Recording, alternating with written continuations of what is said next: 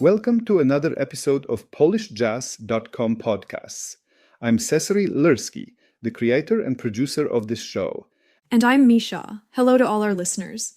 Today, we're taking you on a remarkable journey to Warsaw in the mid-1960s, where one of the most important albums in the history of not just Polish, but European jazz was born, Astigmatic by Krzysztof Komeda. So astigmatic. Komeda. Wow, I don't know where to start. This album didn't just push the boundaries of jazz, it redefined them. And not just in Poland. Picture this, it's December 1965, deep behind the Iron Curtain in communist Poland. A handful of musicians record something that would reshape the sound of an entire continent. It was an artistic explosion. And that title, Astigmatic, brilliant in its simplicity. Misha, do you know what astigmatism is? It's an eye condition, right? It distorts and blurs vision. Exactly.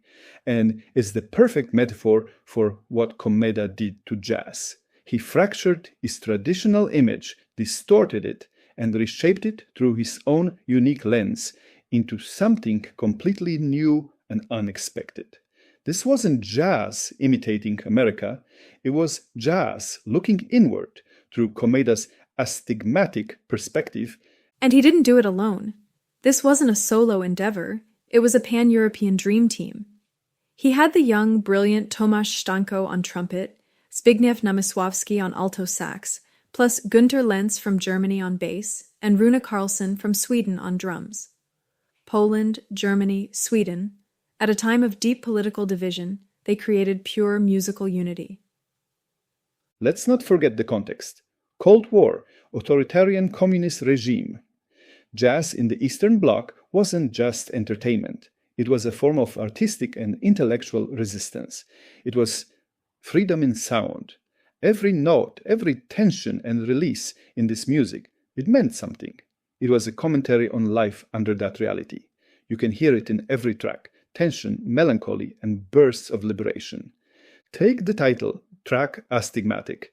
It's nearly 23 minutes long. In the mid-60s, that was radical, even globally. The way the composition flows, from dark cinematic themes through a rhythm section that feels like fate itself, to an explosion of free collective improvisation. It's sonic revolution. Komeda abandoned the jazz formulas and standards that had dominated Polish jazz until then. Instead of rigid structures, we get organic, natural development, like the music is growing. And that's the key to Komeda's sound. He didn't just draw from Miles Davis or Ornette Coleman. You hear deep influences from classical music, Bartók, Stravinsky, alongside Slavic folk melodies, all wrapped in his extraordinary cinematic sense of narrative. Astigmatic isn't a collection of jazz impressions, it's a suite, a full story.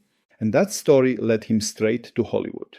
Just a few years later, Komeda was at the top of his game, composing the iconic score for Rosemary's Baby for Roman Polanski. Tragically, his brilliant career was cut short. In 1968, after a bizarre accident in Los Angeles, he died at just 37.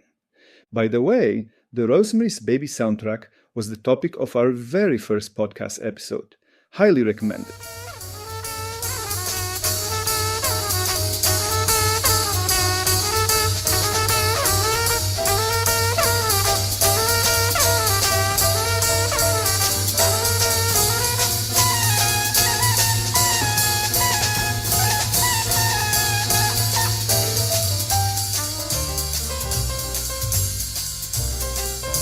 Komeda's multidimensional storytelling gives Astigmatic and his entire body of work extraordinary depth. Listening to Astigmatic, you get the sense it was just the beginning, the first chapter.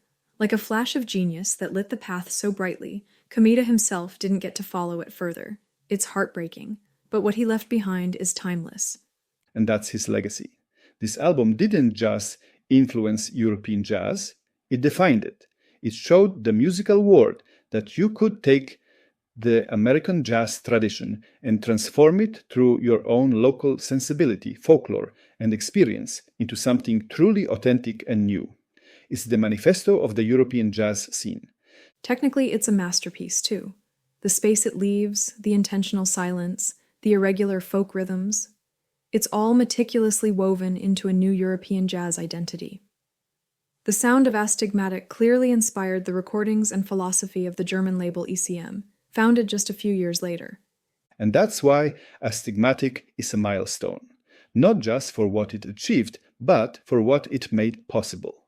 It opened doors for future generations of artists, showing them that their own culture is the richest source of inspiration. Komeda challenged the very definition of authentic jazz. He proved that jazz can be both universal and deeply local. And that's why this album still sounds so fresh. It's not a historical artifact, it's a living, breathing work of art. With every listen, you uncover a new layer, a new detail. These sounds speak to us today just as powerfully as they did in 1965. It's not just jazz, not just classical or folk, it's a full synthesis that created an entirely new language. Sometimes you have to look through a distorted lens to truly see the world clearly. Komeda did that with jazz, and that's why Astigmatic remains one of the most important albums in Polish music history. And that wraps up today's journey. Thanks, Dad, for this fascinating conversation. Thank you, and it was a pleasure talking with you today. Until next time. Thank you for tuning in to our podcast. If you enjoyed today's episode, we invite you to follow us on your favorite streaming platform.